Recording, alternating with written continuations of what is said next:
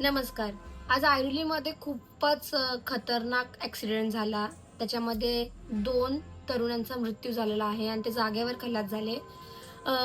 हा व्हिडिओ बनवण्याचा उद्देश फक्त हाच होता, की ही गोष्ट news, YouTube, reels, police station म्हणजे सगळीकडेच खूप व्हायरल आहे. बिकॉज खरंच तो ॲक्सिडेंट खूपच बेकार होता.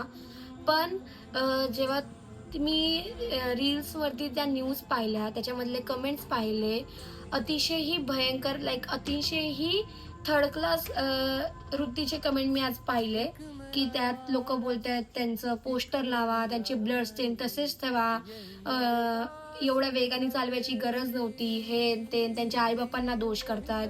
पण मुद्दा हा आहे, की तुम्हाला जर त्याच्या मागची बॅक स्टोरी माहिती नाही, तर तुम्ही कसं कोणाला जज करू शकतात किंवा कसं एवढं घाण कोणाच्या विषयी बोलू शकतात. कारण की त्या रील्समध्ये अक्षरशः त्यांचे फोटो आहे, ते कसे त्यांची डेथ झाली वगैरे.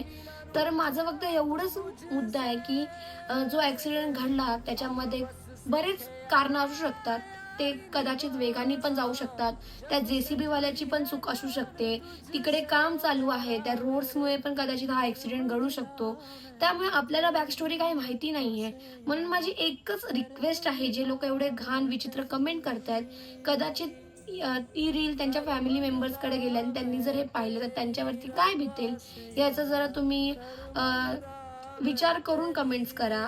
आणि प्लीज या व्हिडिओला असा काही नेगेटिव्ह संदेश घेऊ नका.